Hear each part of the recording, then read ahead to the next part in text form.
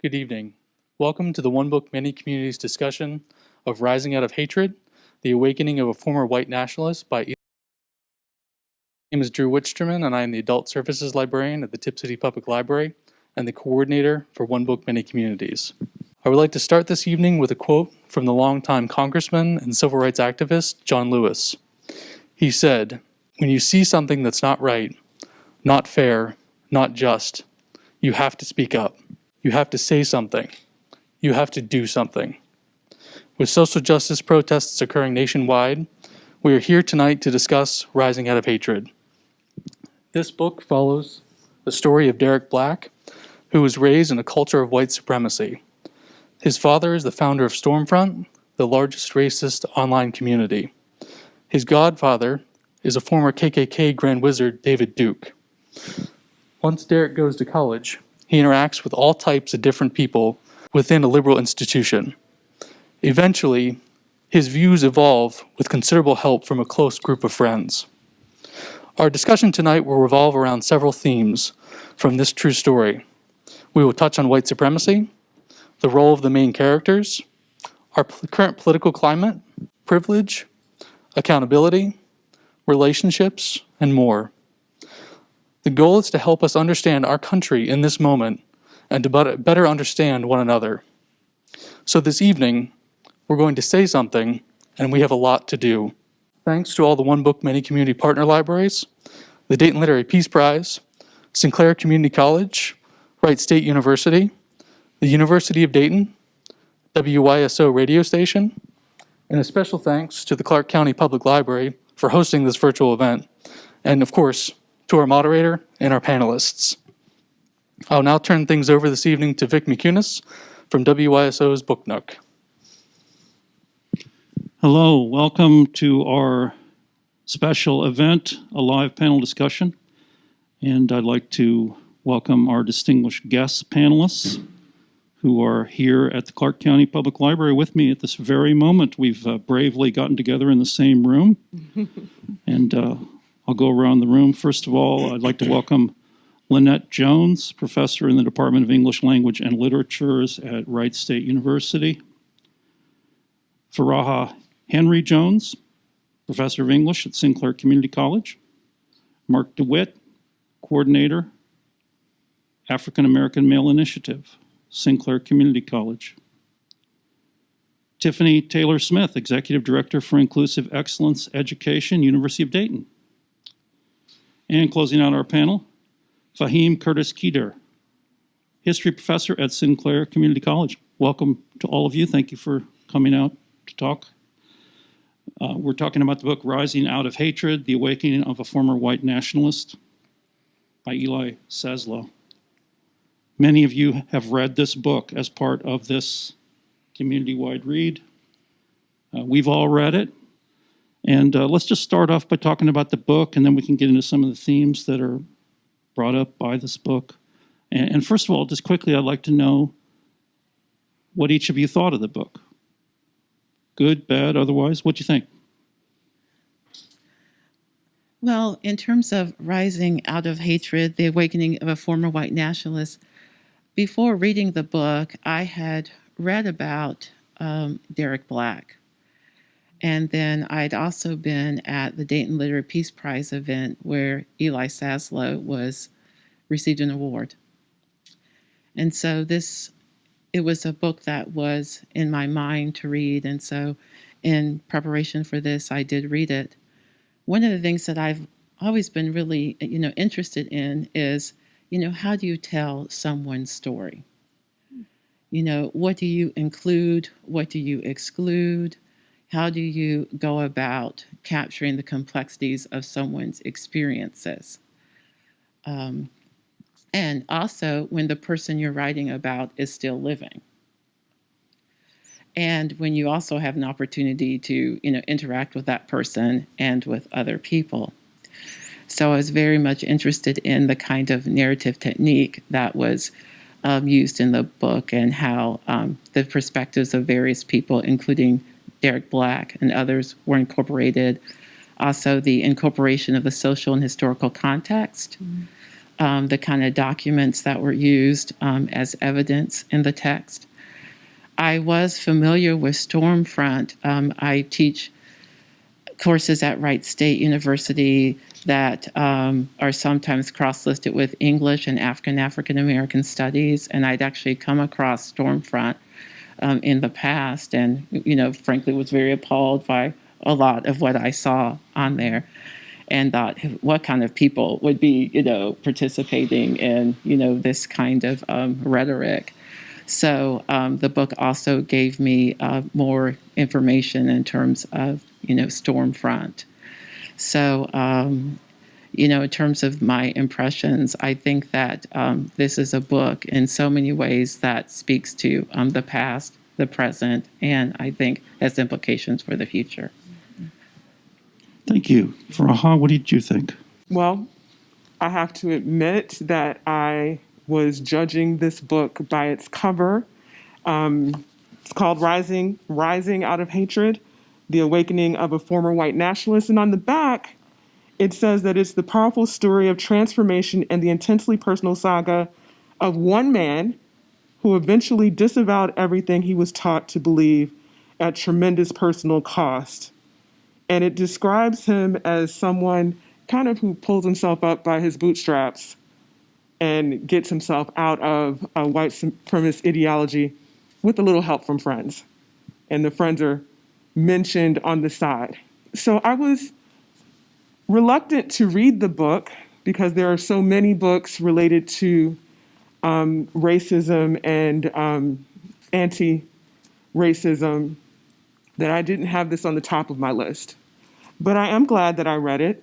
The book to me seems to be as much about the friends who helped him and pressed him to change his ideas and ideology as it is about him. And possibly even more so, especially one woman named Allison Gornick. So I'm glad that I read the book on that account, in that it had me thinking a lot about, as a person of color, as a woman, what is my role? Do I have a role in helping someone else, a white person, to face their own racism? If I did choose to do such a thing, what is the cost to me? Do I want to pay that cost? So I thought about a lot about those things. And I also thought about the role of love and grace. The word love is only mentioned a few times in this book, a very few times. But it's at the root of several relationships, even problematic relationships, like Derek's relationship with his family. So I look forward to maybe somewhere in this conversation if we can talk about love and grace and what does that mean in the world that we're currently living in. Marc, what's I think we got a very good feel of what's in the text. I think for me, it became apparent to me about halfway through the book that Eli Saslow was very intentional in crafting the message so that it could be received, because I didn't anticipate liking the book, identifying with the subject matter. And I found my ways in a lot of ways doing just that. And I felt like I was letting myself down at a point, but as I kept reading, I understood that, we're dealing with a Pulitzer Prize writer, and I think it was very interesting the route that he took to tell the story. And I think that his telling of the storytelling itself is made it as palatable as it was. And the rest lies in, some of the themes and things that we talked about will come out of the book, but just storytelling. Storytelling is important. We come from, I guess, where I come from, we come from a strong oral tradition. And so I think that how it's framed is as important as the story itself. And so I think Eli did a great job in terms of the book, But then the fact that it's not fiction. So then it's about the lens that he took it from to give it to you to where I could receive from it. We didn't start draped in his ideology. We started draped in how he was raised and from whence his ideology came. You're never really faced with what he believes to disagree with him. You're just given how he got there so that you can take it in and understand what he's saying. And then, as Furaha pointed out, you're really brought in by the language of the relationship with him and Allison Gronick and her acceptance of the challenge to befriend him, and from that place of love kind of care about how he developed. And so when you have a friend and now you're investing, it's a two-way relationship. So now not only do I care what you think, but also I challenge your thoughts. But now from a place of a friend, I can receive from you and be challenged by that and not just turned off by it. So I thought it was a good read. I thought Eli Saslow did a good job. In case you're just joining us, we're talking about the one book many communities read, Rising Out of Hatred, The Awakening of a Former White Nationalist, written by Eli Saslow. And we're going around our panel here, just getting some first impressions of the book. And up next, we have Tiffany Taylor-Smith. What do you think, Tiffany? It's interesting because I am in my second year in the PhD program in educational leadership at UD. So extra reading outside of my coursework this summer was not on my list. Right.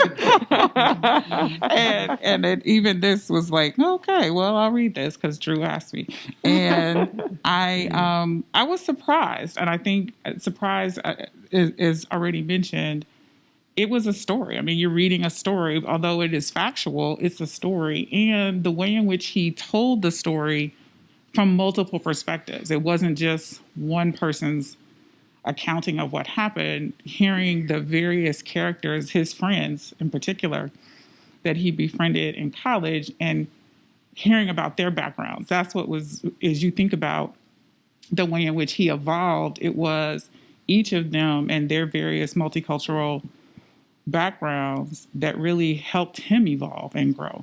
And that's the part that, for me, it was interesting, as they questioned whether the Holocaust actually happened, for him to be in contact with someone who had a relative that survived and lost relatives, to be able to understand Shabbat on a Friday, and that there was this, ritual that they participated in, and it was about relationships. And doing the work that I do, what helps us is building relationships. It's not just on the surface getting to know people, but really getting to know people and hearing their stories. And that's what I appreciated and found myself wanting to hear more about each of the characters. Even we were talking about when we got here this evening, like, okay, are they together? Are they not together? Like, what's going on? Right. So the fact that I was interested even after to really kind of do some, so like, where are they? What are they doing with their lives? Really is a testament to the way the text was written.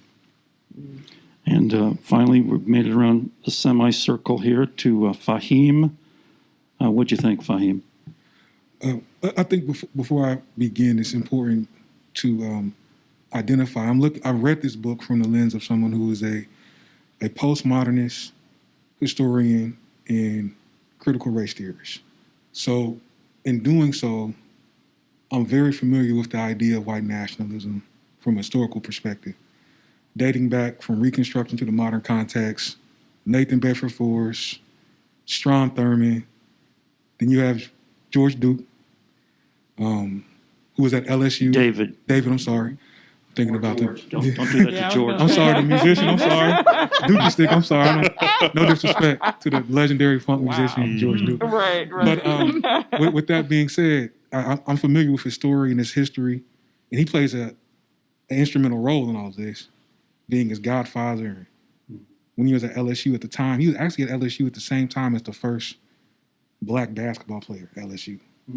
And so it's a lot there when you really dig deeper into it. Yes, it is. So looking at Black as this third or fourth wave of of white nationalists who are looking to segue into the mainstream, I had my preconceived notions of who he was and who he is and how his story would end or be remembered.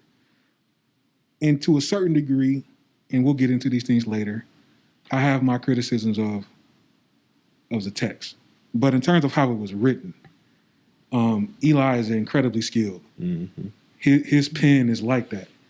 And so he did a really good job of, as Marc alluded to, as Furaha alluded to, as my other co-panelists alluded to, focusing on the human narrative. And by focusing on the relationships and the way in which he interacted with people, including his own family and potential love interests and friends and that he met along the way, and particularly at college, which is such a transformative experience for so many people, it forced me to just view him away from his superlatives as a human being. And in doing so, I think the larger text was written as well as it can be written about a former white nationalist, which is a great credit to Eli and his skill. Yeah. Marc, you mentioned when we had our conversation earlier about this book that you thought that a key factor in Derek's transformation was due to his decision to attend a liberal arts college where he was exposed to different kinds of people and beliefs. So we're talking about the unintended consequences of education as a factor in this.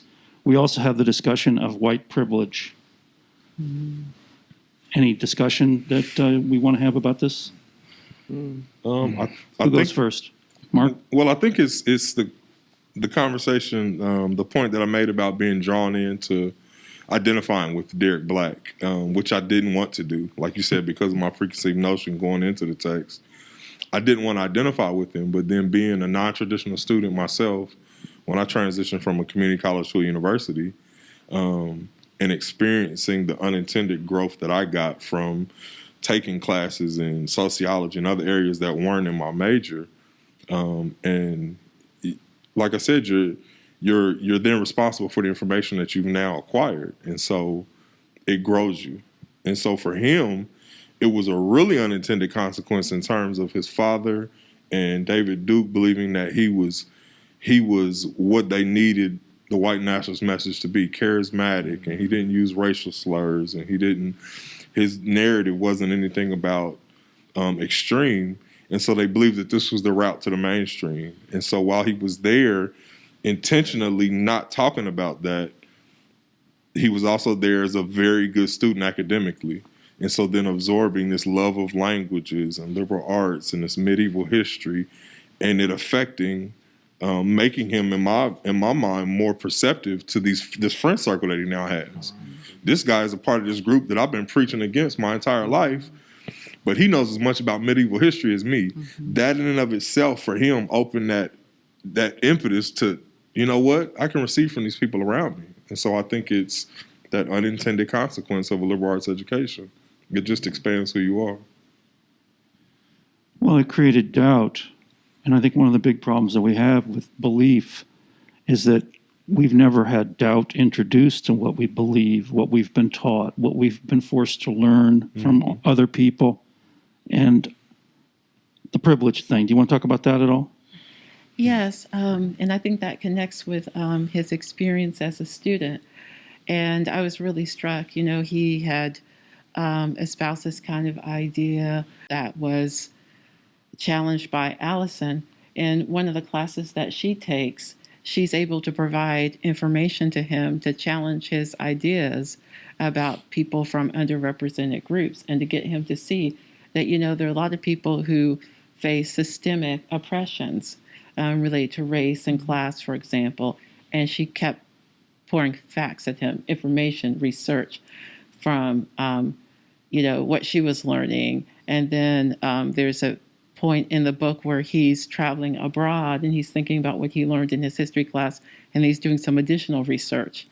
And, this kind of recognition that he ultimately has that he is someone who's had a lot of privilege, and that there are other people who haven't had the kind of privileges that he's had.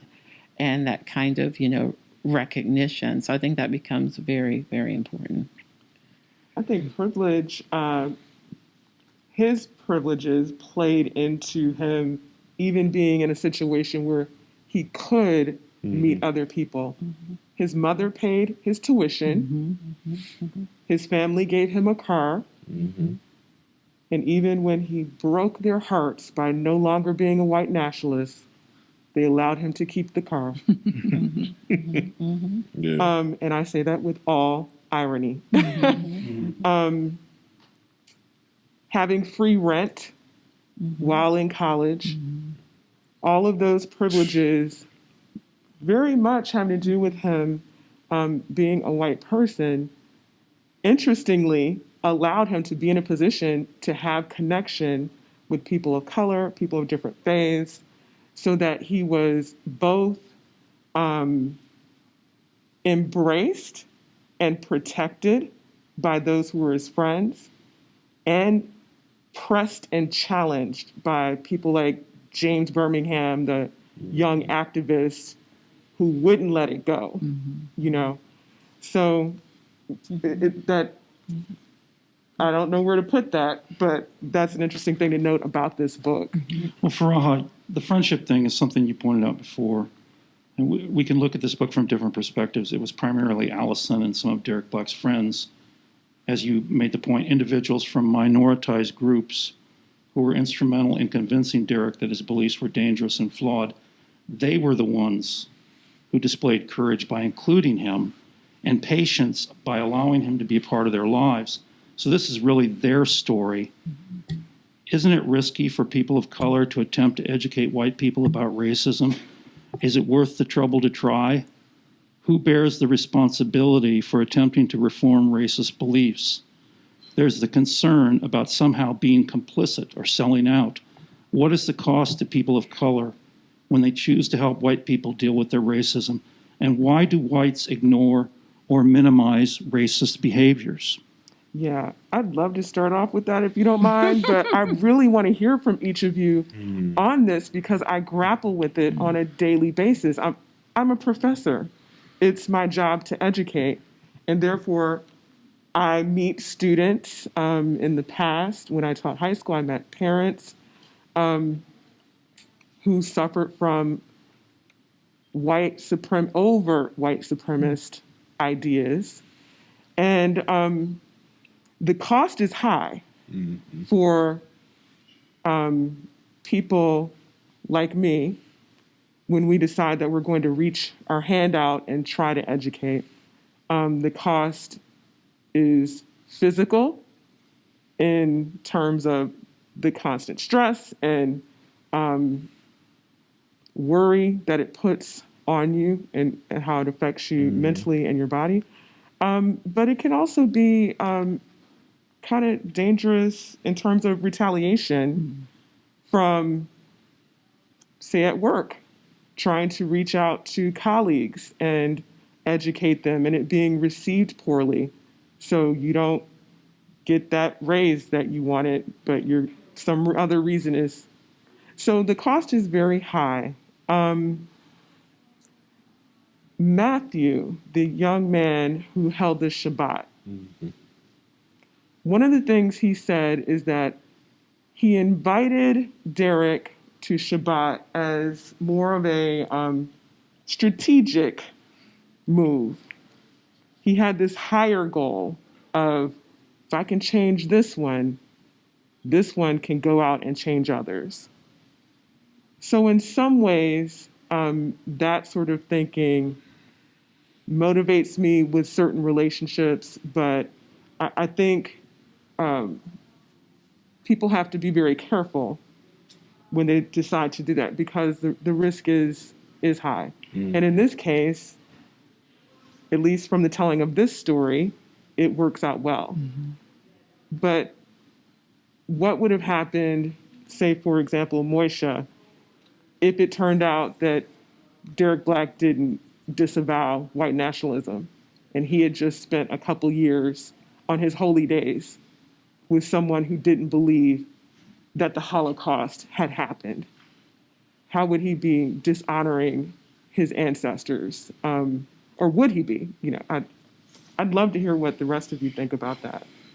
It's interesting because the profession that I have chosen, my second career after corporate life, was to be an educator and to work as a consultant around diversity, equity, and inclusion, and helping individuals and organizations build better cross-cultural relationships. So for me, it was this is what I do, and I've made that choice. Part of it is deeply spiritual, in that I believe that that's part of why I was put here on this earth.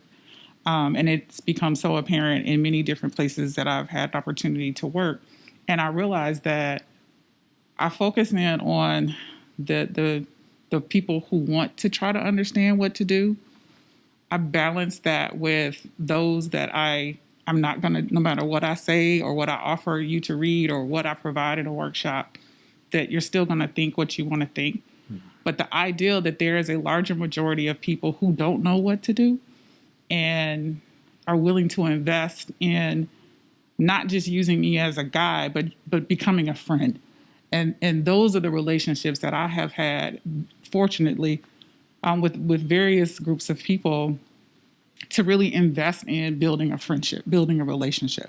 And I'm real clear that, and I think people know the vibe you get off, that you're either going to be attracted to it or you're not. And those are the people that I stay away from and choose not to invest in. And fortunately, and part of it is I think the way that my mom and dad raised us and put us in spaces where we were the only ones in many times. So I've always felt very comfortable being who I am in any type of space. But it's the people that I've gotten to know who look like me, who do this work, and how we support each other and trying to keep doing this, because it does have, there's a personal cost to it. And we have to pick and choose. Like, I pick and choose my battles. And when I need to get support, to re-nourish, to re-energize myself, I have my go-to people who help me do that. Well, Tiffany, on that subject, we're having this conversation right now. How do we personalize it? What do we need to do to instigate these discussions in our community? Common relationships can promote deep change, as you said. How can we make that happen? It's interesting in the time that we're in now, is we really, what I find to be, particularly the institution I work at and the work that I do across the country, there are white friends and colleagues and people who I don't know who have been led to believe a certain thing. And as a social scientist, we seek things. I know human nature is to seek out support of what you already believe. Derek Black didn't look for people who challenged what he believed. He looked for information that supported his beliefs, the things that he had been raised to believe. We don't do that as human beings. So part of what we have happening now in our society is there are visible examples where people can't just say, oh, it wasn't as bad as it really was, or, oh, you're just, reading too much into that. It really didn't happen that way. But when you see repeated incidences of people who look like me losing their lives in such a violent way, you can no longer pretend like that's not really happening because of the color of their skin. So there's a reckoning, I believe, happening across our country. Mm-hmm. And there are people who are visibly seeing what's going on and in their own humanness trying to figure out, how do I go about doing this? So I can't tell you the number of texts or emails I get. Okay, can you help me put a book list together?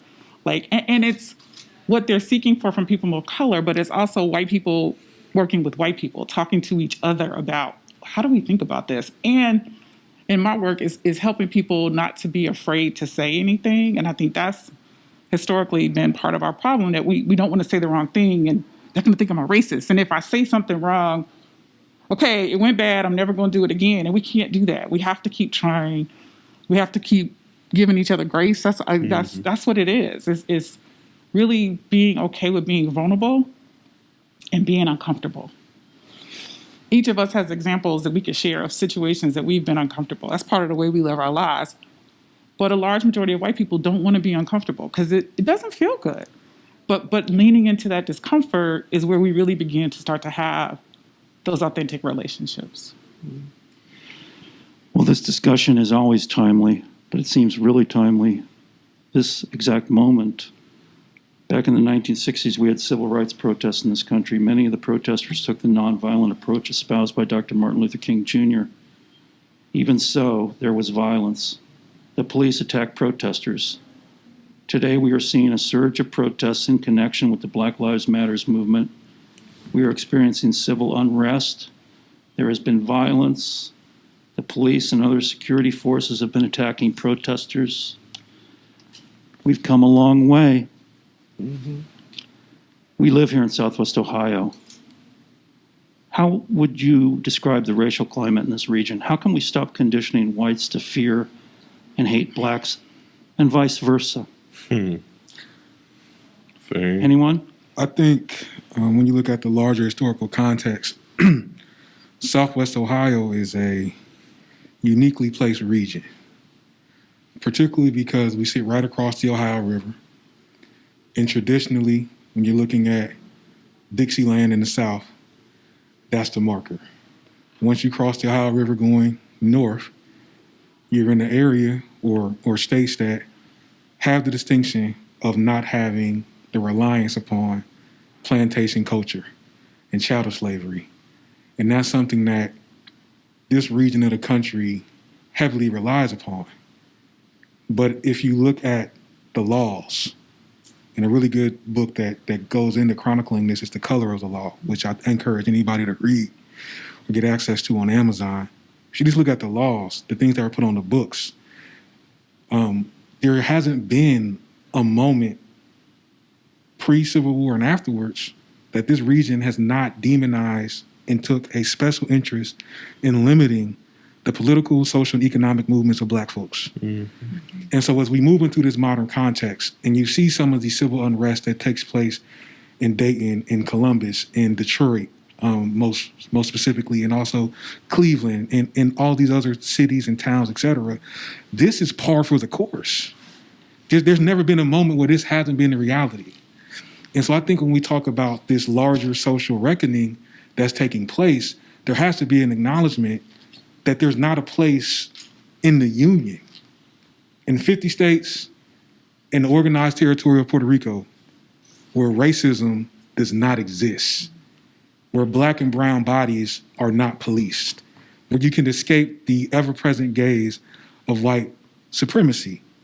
And until we are ready to have an honest discussion about the toll that's taking, the toll that continues to take, we're going to continue to have these aha moments where we recognize the social ills of white supremacy and nationalism and racialized hate. And we have these smaller collectives as we're sitting in now where we can talk to these things from an academic, quasi-highfalutin level, which is awesome. The fact that this panel even exists speaks to the groundwork our ancestors put before us. But until we are in a place to have accountability, particularly from our white counterparts, we're going to continue to revisit these historical points. We're going to continue to have George Floyd's. We had several since his passing, right? Because that's how the system's supposed to function. The last 160 years have shown us from Reconstruction to this point is operating just as it was designed to. And that's a very uncomfortable dialogue that a lot of our peers in the minority community and as well outside of it aren't really ready to have. Because what we're really talking about is systemic versus systematic change, right? And one is greater than the other. And until we're ready to really do the work of that, we're going to continue to put a Band-Aid on a 12-inch gash. It feels good for the moment, but we haven't really done the necessary political work, the necessary economic work to create long-term change. So, Vic, you before you move past that, I'm not moving past it. We're right here. I wrote something. I was taking notes the other day, and this was about a different book. Somebody else said it like this: "There's nothing uniquely evil in these destroyers, or even in the moment. The destroyers are merely men enforcing the whims of our country, correctly interpreting its heritage and legacy. It's hard to face this, but for all our phrasing, racial relations, racial chasm, racial justice, racial profiling, white privilege, even white supremacy, serves to obscure that racism is a visceral experience, that it dislodges brains, blocks airways, rips muscle, extracts organs, cracks bones, breaks teeth, but you must never look away. And so this was, a view espoused by a pretty famous author now that at a point was thought to be lacking hope and even bordering on, I don't know, not anti-Semitic, but just that he was just churning a pot. But now, in the modern conversation, 5 years later after he wrote that, Ta-Nehisi Coates is a modern philosopher. But how fitting is it for, like you said, the moment that's right now? And so we can take and we can look at the writing of Eric Saslow, and we can talk about Derek Black from a very, from a distant, that's such a feel-good American story. But what it does is open up people to hear what Ta-Nehisi Coates is writing about and not be threatened by it, but understand that it is the fact of what it is for me to be Black in America, like right now. And so I take this with a grain of salt in terms of rising out of racism, but it doesn't change the facts of, the history that Faheem is talking about and where we find ourselves now. But hopefully, and where that hope piece comes in for some of us is that hopefully now we can have a conversation and people not be threatened by it. Well, Faheem, we had this Zoom meeting last week, and I wrote some notes about that. And you mentioned that here in Southwest Ohio, some of our youth are taught how to hate. How do we correct that? How can we expect Blacks to fix racism? Isn't that the responsibility of whites to right these wrongs? Despite what we have read in this book, you said there's little concrete evidence that racists, especially white males, can be reformed or redeemed. A loud minority of racist white men seem to be dictating policy in this country. We continue to tiptoe around substantive changes. Why do we continue to accept the bare minimum from people who have done and continue to do so much harm? In me making that statement, I choose to rely on the historical narrative that this country has shown me. Going back again, I use reconstruction to the modern construct if we're really doing a deeper dive on race, which this is not just about race, this is about the book. It goes, of course, it dates back to 1649. But I do not feel, nor do I ever feel it would be the responsibility of melanated folks to dismantle racism, particularly because we did not create the system that propagates racialized hate.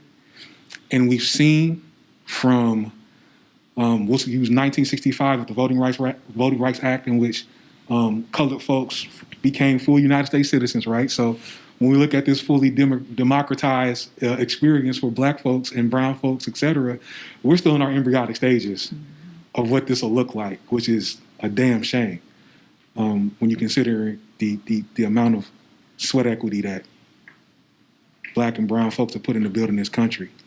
Literally. Yeah, literally, from Benjamin Banneker on up.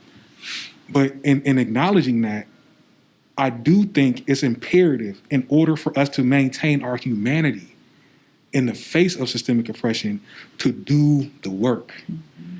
And I'll rely on something I learned from my dean, George Richardson, altruism. The selfless concern for others in front of oneself. In order for us to even have hope of dismantling systematic and systemic racism, you have to be altruistic to the point, and this is me as a postmodernist, and I hate to be doom and gloom, I just call it realism. I don't see it changing in my lifetime, and that's okay. But I have a son, and I hope for him to have children, and I hope to have more children, and I think about the future that I want for them. So I have to put in the work. And I hope that there's some type of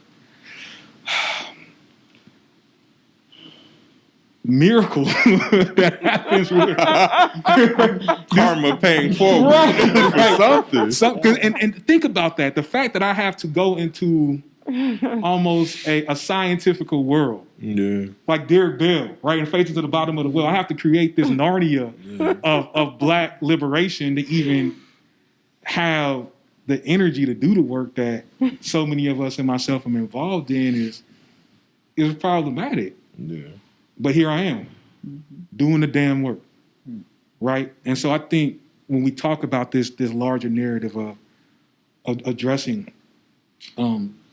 these systemic issues that are propagated and honed at the highest levels of government by primarily white males, supported by the white family in a smaller context, it's not my responsibility.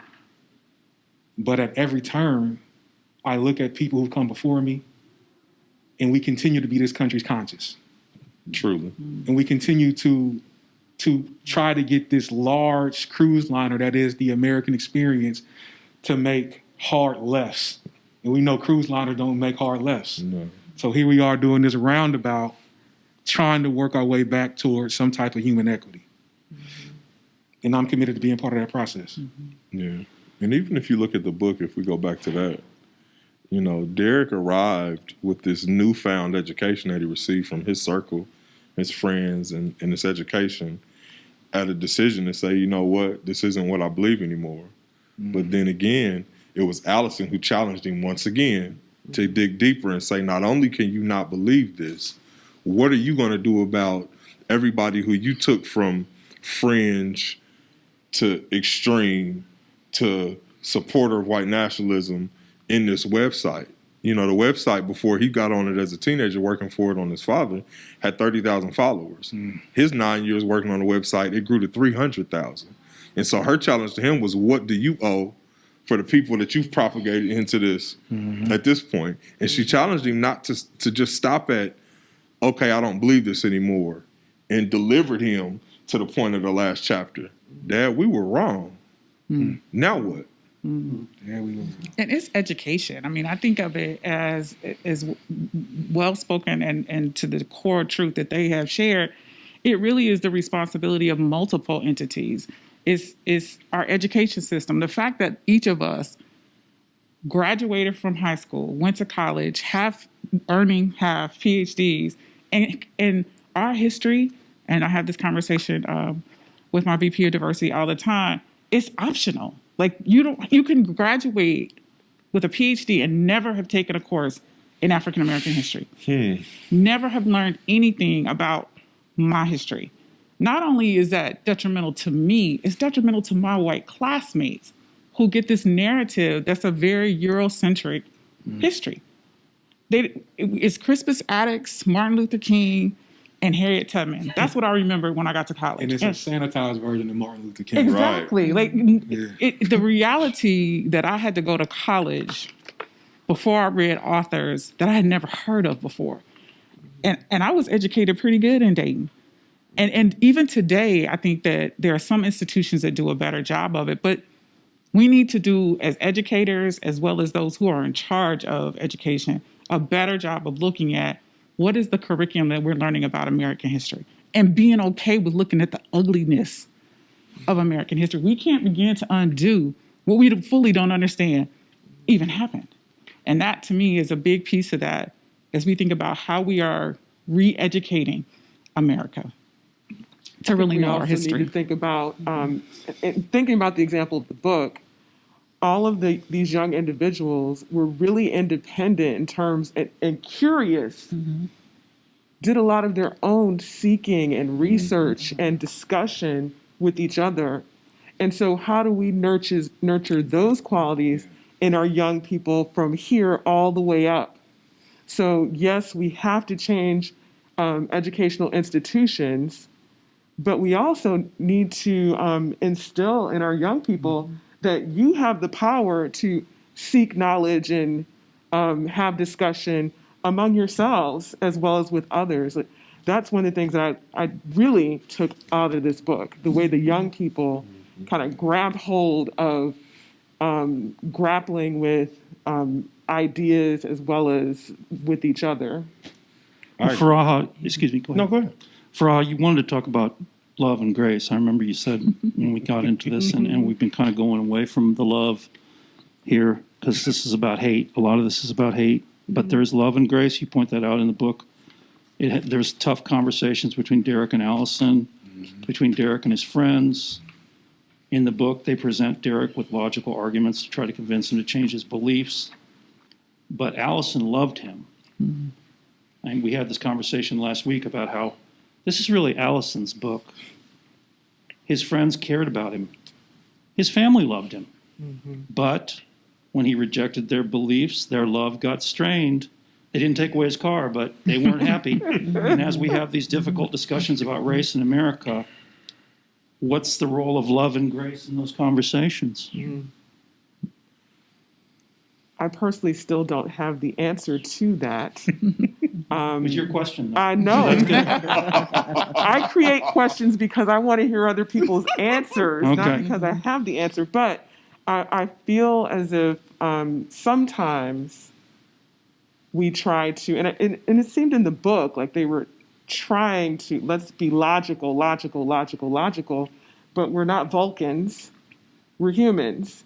And it's the combination of presenting facts to Derek and saying, you know what, Derek, you're saying the following about Jewish people, but here are the facts. You're saying the following about Black people, but here are the facts. But I don't think the facts would have changed him. That alone. It was the love and protection from friends that made him begin to question and be able to open up and crack open. I know you were talking about accountability, and I don't remember all of that you were saying in the past about accountability, but I think that also plays into this discussion of love and grace. And the reason why I say that is Faheem and I have spent some time in South Africa, and we take groups of students there, and how South Africa moved from apartheid into democracy. Grace and accountability are a huge part of that. So those are, kind of what I'm thinking around those ideas, and I don't know. What were you thinking about? I was thinking about, love and grace and also, accountability. And I think sometimes people may think, oh, I love this person. And so if I make them accountable, then that's the opposite of love. But I think that making people accountable can be a loving act. Because you love this person, you want to have them be accountable, And I think that when Allison says to Derek, okay, it's not enough to say, I don't have these views anymore. You have to publicly renounce them. You have to do something. She's pushing him towards accountability. And making people accountable, that can be a loving act. I'm not sure how much time we have left in the program, but I have a question here I'd like to ask all of you again, like we did at the beginning, where you could all make a comment, perhaps. And there's something we haven't mentioned in this conversation, and that's a 5-letter word. Derek's father, Don Black, the founder of the white nationalist website Stormfront, was pleased when Donald Trump was elected president. He liked Trump's platform of empowering police, deporting Hispanics, and banning Muslims. We are living in challenging times. Some politicians are employing incendiary rhetoric, demonizing the Black Lives Matter movement, even defending slavery. We are seeing a surge of violence and unrest. How do you feel to be living during these times? And in this particular part of the country, how do you feel? Wow. I know that felt. Yeah, that was personal. Vic. It's all personal. Yeah. Truly. Yeah. I'll tell you what, me personally, having sons coming of age at this time is always a recurring thing for me. I had a son graduated from high school about 5 weeks ago. And so I'm very, very much challenged by the rhetoric of now. And one of the many hats that I wear, I sit on a Community Police Reform Council for the mayor in the city of Dayton. And so having to talk about these things and debate these things, and, you know, I found myself on a panel a few weeks ago,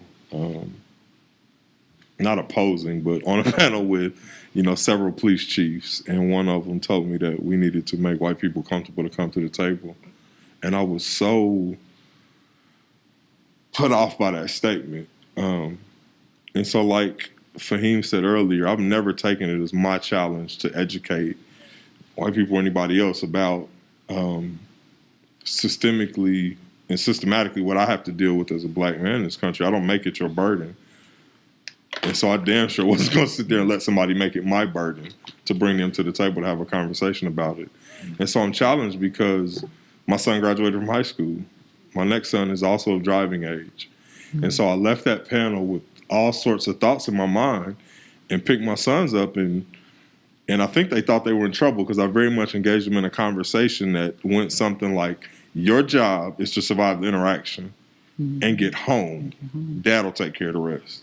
Do you understand? They're like, yeah, Dad, what did I do? Nothing. You were born and you look like me. Your job is to survive the interaction and come home. Like, that's it.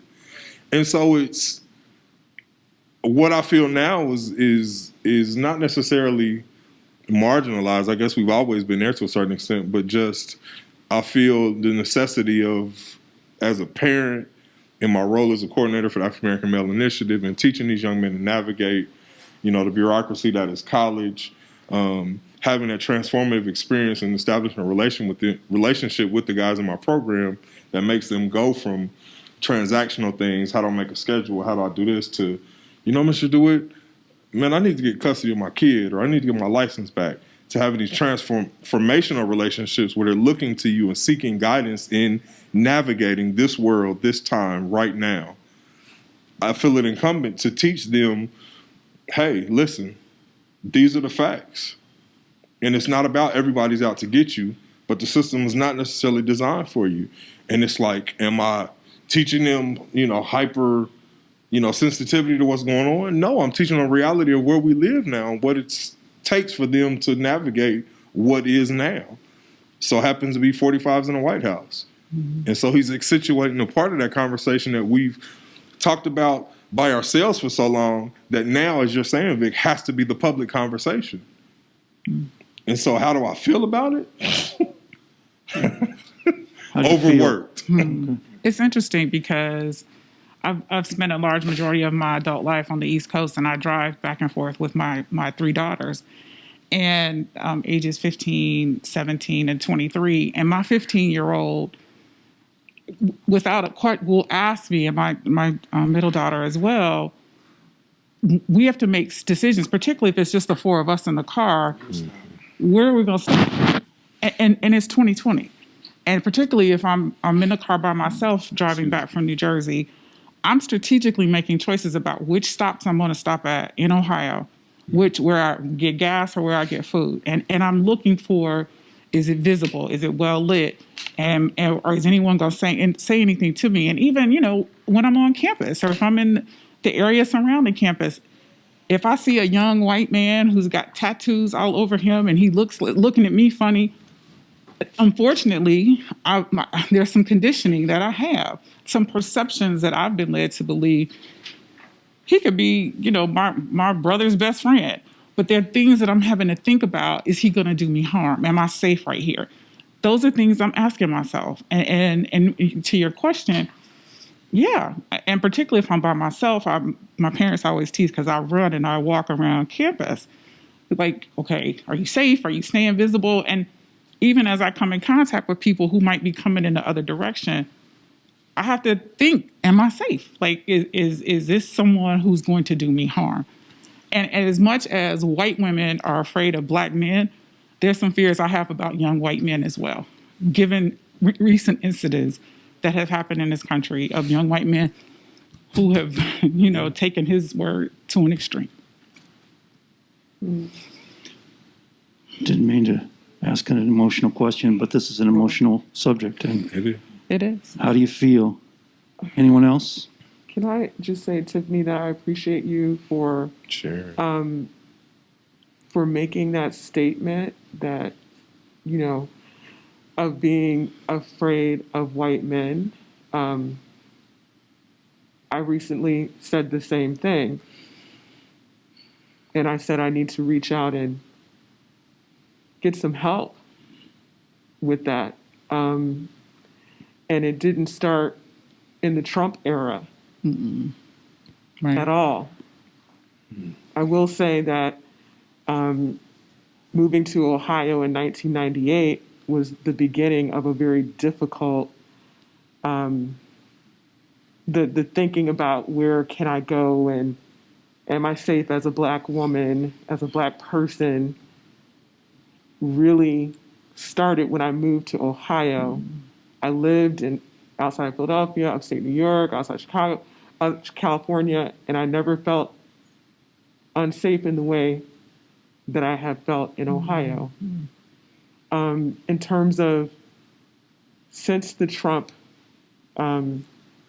presidency began, some of the things that have come up did not surprise me because I experienced it quietly in isolation. 'Cause I've lived in white communities here in Ohio. So some of the epithets and, physical threats and those sort of things I had always been experiencing. It's just that no one paid attention to it or cared, and I thought I had to push through. As my mother grew up in the segregated South. My father, who grew up in Minnesota, they had to deal with things that were much more difficult. So in terms of my generation, I just kind of said, well, they dealt with far worse, so I'm just going to handle it. So interestingly, right now, I can't say that fear has been awakened because it's always been there, but I recognize the fear. It was so deep that I didn't realize I had it. And now I see it, and now I can investigate it and deal with it. On the other hand, I also feel this incredible power right now. I feel so powerful right now. I have never said I'm going to go to the school board and talk to them about changing the curriculum in my kids' schools. I've been a parent for 24 years. But now I feel this power and this urgency, in part as obligation to my ancestors, and in part an obligation to my grandson and those who come after him. So there are these competing emotions of I'm feeling afraid, but I'm feeling incredibly brave at the same time in ways that I haven't felt in my 50 years on the planet. Good stuff we're hearing tonight. This is a great discussion. I hope you think the same. Is anyone else wanting to comment on that observation that I made, that question? We have a couple folks that haven't said anything about that particular thing. I'll say something. Okay. I think I said that, I'm in the Department of English at Wright State University and also teach courses connected with African American Studies and also Women, Gender, and Sexuality Studies faculty. And much of the research that I've been doing recently has been on Angela Davis. In fact, the book that I edited, Conversations with Angela Davis, is projected to be published by University Press of Mississippi next year. Congratulations. Yay. Yes. Thank you. And so, just over the last several years, doing a lot of research on her. And then, of course, she still continues to be very active, and so many of the issues that she was, dealing with and challenging in the past, these are still issues today. In fact, people are very much invoking her in the conversation now on things like incarceration, systemic racism, sexism, class prejudice.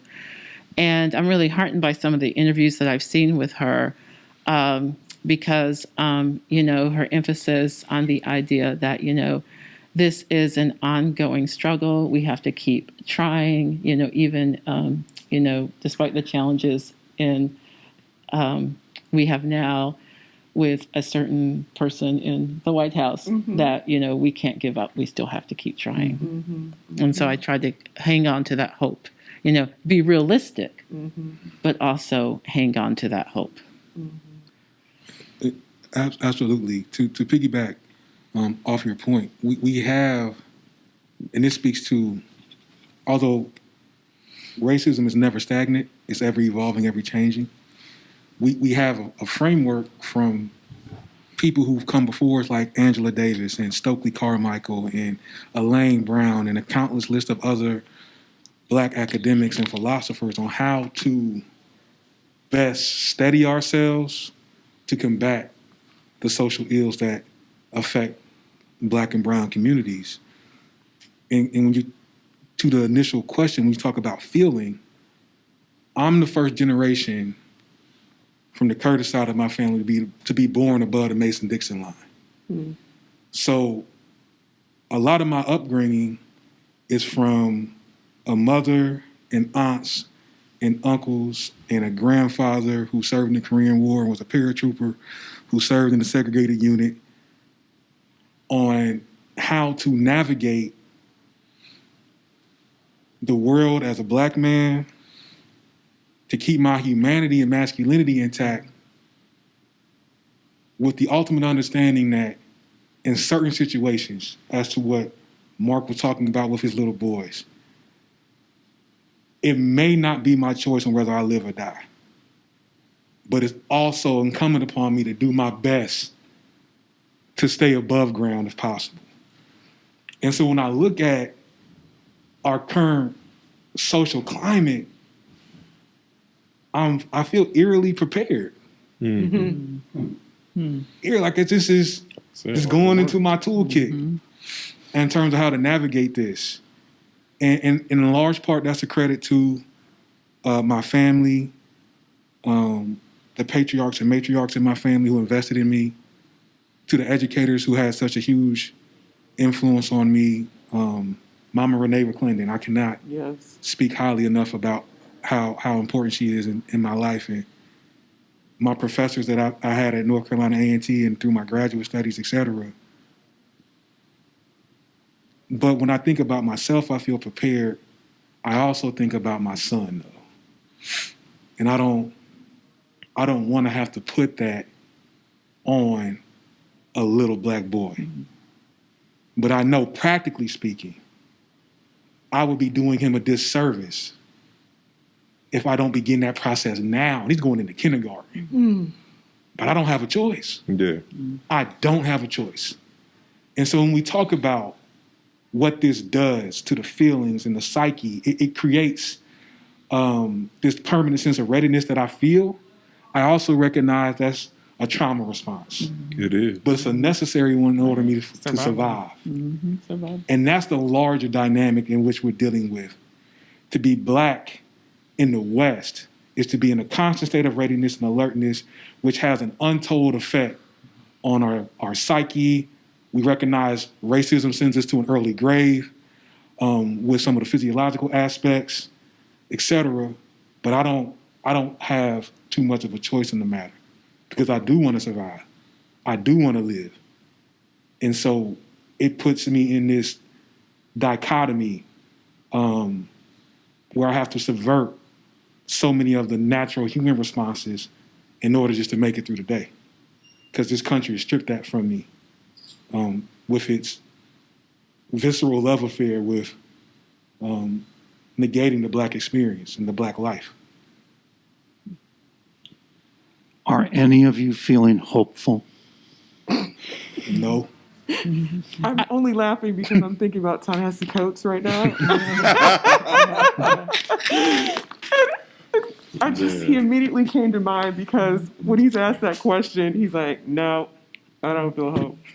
But Yeah, he was asked that question. He talked about not wanting to remove the joy of, honestly, the veil of ignorance that a lot of Black people will have about how to proceed in this world. And it's not that he's devoid of hope. His is just a thought process that encompasses, like he said, a realistic view of what I'm dealing with on a daily basis. From his writing, I can tell that, it's not necessarily a traditional faith base that he has. And so being somebody who does, I am, a Christian faith base, that I choose to be hopeful. I choose to be hopeful. I choose to be faith-filled, but it is my choice, and I do understand that. But being, of a higher education, I understand a lot of my peers, especially in education, that's not their basis. Their basis is logic. Their basis is rhetoric. And so challenging the rhetoric that is current, it's not a lot of room for that. It's not a lot of room to be ignorantly hopeful. And so you have to be prepared. And like you said, his response was, I feel prepared. Ultimately, I feel overworked. Because, I'm prepared. I do it on a daily basis. Constant state of readiness. I have no choice but to feel hopeful. When I look at my grandson, all he's the a woes. miracle. This child is a miracle. When I look at my daughter, I'm filled with hope when I look at them. So I understand how the realities, but if I feel bad, I open up my phone, I look at a picture of them. And so I feel hope. I think if you think about it, in reality, we wouldn't be doing what we do if we didn't have it. Right. Right. I mean, and in each of the ways in which we serve, whether it's in our homes, in our communities, in our institutions, we do it because there is an element of hope. And I believe, and there's those days where you have those moments where it's that one incident, and you're like, yes, this is why I do this. This is why I do this. And you have those moments where you're like, okay. But there's that balance. And at the end of the day, I do this because I know I can make a difference. And it's the people I come in contact with who want to make a difference with me. And we do that work together. And that's for me the hope, because I see it. I see the glimmers in my children's eyes as they think about what they are capable of, what they want to accomplish, what we've instilled in them, what my parents instilled in me and my brother and my sister, and we see it in our children. And I think that's, for me, it's the hope. And knowing that I may not see it in my lifetime, but I'd like to think for my children and my grandchildren and my great-grandchildren, the work that we are doing and the shoulders that we stand on of work that has been done, we can accomplish what we accomplished because of the people who came before us. And they had hope. Absolutely. It's funny when you said that. I can frame that because when Drew invited me to come and do this today, it was because our Chief Diversity Officer, Mike Carter, wasn't available. And so I took it initially as a task, something that I've been charged with doing. Okay, I'm going to do this, represent Sinclair, Chief Diversity Officer, yada, yada, yada. Then I see these two are on the panel, and I was like, oh, I'm excited. Now I get to, do what we do in terms of, like she said, and then, as we talked about, being in the space that we're in and being allowed the chance to speak from our lens, it's funny, I get to pick on Furaha because, she, in a class that I took for her once, it's like an elementary thing. She's like, do you enjoy that? Yeah, I do. You like writing? Yes, I do. Do you need to write more? Yes, I do. Congratulations, you're a writer. And so just the empowerment that we give one to another in terms of our engagement. My leaning on Faheem as a role model for the guys in our program. And it's not that I need him to come and lecture and da-da-da-da-da. Mostly he and I sit in my office, when he's got the time or when I make time, and we're just role models. And so for them, what it does is it teaches a first year or first semester student who's at Sinclair, who wasn't maybe the academic pedigree to go to a UD or to a Wright State yet, and they come in and they see themselves as not really there. but then they meet two guys from Dayton, born and raised, and then they see the possibility of what it looks like to be educated and to go in this continuum right now and contribute. And it becomes accessible to them, even just in a lunch conversation. And so, yeah, I'm very hopeful. I think even as you think about the institutions that we represent, I know UD is at a critical point. I mean, I think all of our institutions are. Yeah. And where we think about where we are right now, the responsibility we have as an institution, not only to educate young minds, but that we're preparing them to love, to lead, and to be wherever they are and whoever they're with, that they feel good about who they are and they're comfortable in that space. And so we're working at how do we prepare faculty and staff to be able to instill that in our students. And all of us, the investments that our institutions have made in diversity, equity, and inclusion speaks to that and continue to make. Yeah, I just got an email from a former student, several former students recently, but another former student who was basically, I was your student more than 10 years ago. I took an African American Studies class from you, an African American Lit class from you. In this current moment, I want to continue on in my studies. What advice can you give me in terms of going to graduate school, in terms of studying, African American Studies more? And so I emailed that person back. That gave me I thought, wow, that made an effect. Sometimes we don't even know what effect we have on other people, We've been having a discussion, and I'm not sure how much longer we're supposed to be discussing, but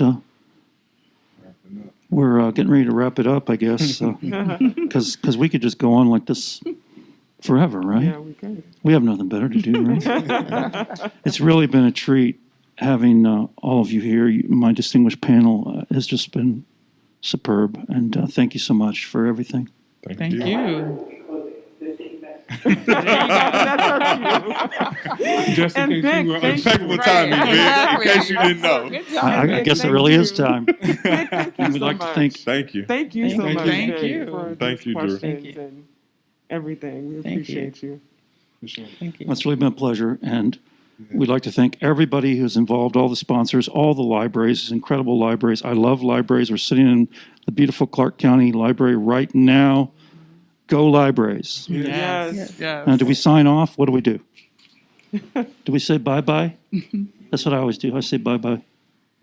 Bye-bye. Bye. Thank y'all for tuning in. Thank you. Thank you.